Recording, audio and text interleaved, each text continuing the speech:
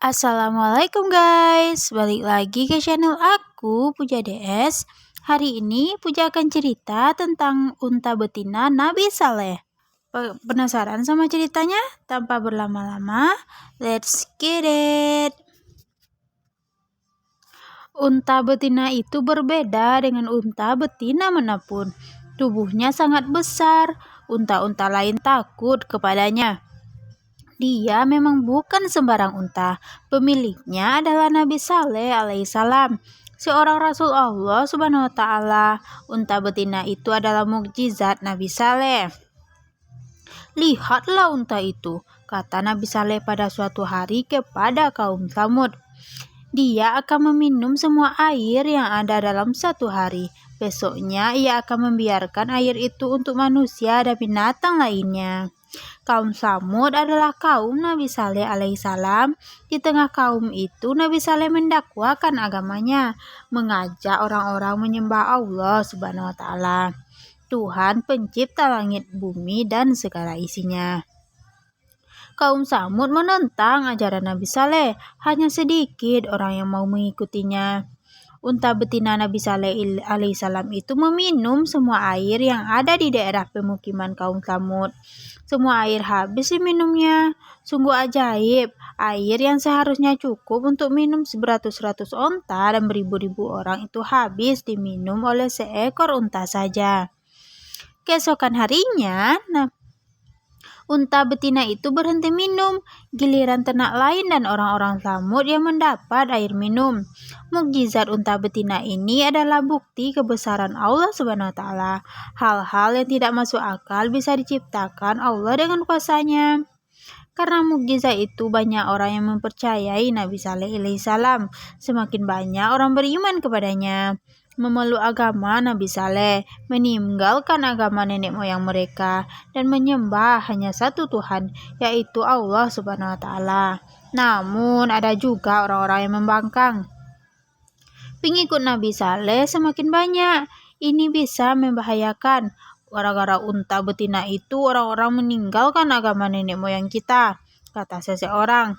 Kita bunuh saja unta itu supaya tidak ada orang yang percaya Saleh lagi. Mereka sepakat untuk membunuh unta Nabi Saleh alaihissalam. Namun ternyata tidak ada yang berani melakukannya. Mereka takut akan mendapat kutukan karena membunuh unta seorang nabi. Unta betina Nabi Saleh alaihissalam itu bebas berkeliaran di permukiman kaum Tsamud. Ia merumput di mana-mana. Banyak orang kagum kepadanya. Mereka mempercayai kerasulan Nabi Saleh alaihissalam, pemilik unta itu. Kan Saduk, putri Muhayya, sangat terkenal di kalangan kaum Tsamud. Banyak pemuda ingin mempersuntingnya. Maharaj termasuk pemuda yang ingin mempersunting. Aku bersedia menjadi istrimu kalau kau bisa membunuh unta betina milik Nabi Saleh, kata Saduk pada suatu hari. Unta itu mempengaruhi kaum kita untuk meninggalkan agama nenek moyang. Aku akan membunuhnya, sahut Masdak segera. Di kalangan kaum Tsamud ada lagi gadis cantik selain Saduk. Gadis itu seorang wanita kafir yang Nabi Saleh alaihissalam. Anil Qadar, putra Salif, seorang pemuda yang terpandang di kalangan kaumnya. Akan kuserahkan anak gadisku untukmu jika kau bisa memotong kaki unta betina itu, kata Anizak kepada Qadar. Akan kulakukan itu untuk anak gadismu, sahut Qadar. Seperti halnya dengan Masdak, sebenarnya Qadar takut. Nabi Saleh alaihissalam pernah berkata bahwa unta betinanya tidak boleh diganggu atau disakiti. Orang yang menyakiti unta betina itu akan menerima siksaan pedih dari Allah Subhanahu wa taala. Masdak berkomplot dengan Qadar untuk membunuh unta betina itu. Mereka 7 orang laki-laki yang berani. Mereka adalah orang-orang yang ingkar terhadap kerasulan Nabi Saleh alaihissalam.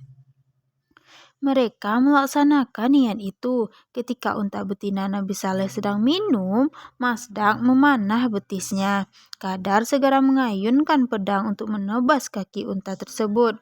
Orang-orang lainnya segera menyerbu. Unta betina itu pun mati menggenaskan. Hai Saleh, bila kau benar-benar seorang nabi, compat Coba timpakan siksaan yang kau bilang itu. Aku telah memperingatkan kalian untuk tidak menyakiti unta itu, kata Nabi Saleh Salam. Kalian boleh menunggu di rumah selama 3 hari. Setelah itu akan datang kutukan Allah Subhanahu wa Ta'ala karena dosa-dosa kalian. Nabi Saleh Alaihissalam bermaksud memberi waktu kepada mereka untuk bertaubat. Namun orang-orang ingkar itu tidak mau insaf juga. Selama 3 hari mereka menunggu, tidak terjadi apa-apa selama itu. Maka mereka pun percaya bahwa Nabi Saleh hanya omong kosong. Kutukan itu tidak benar-benar ada. Mereka menjumpai Nabi Saleh.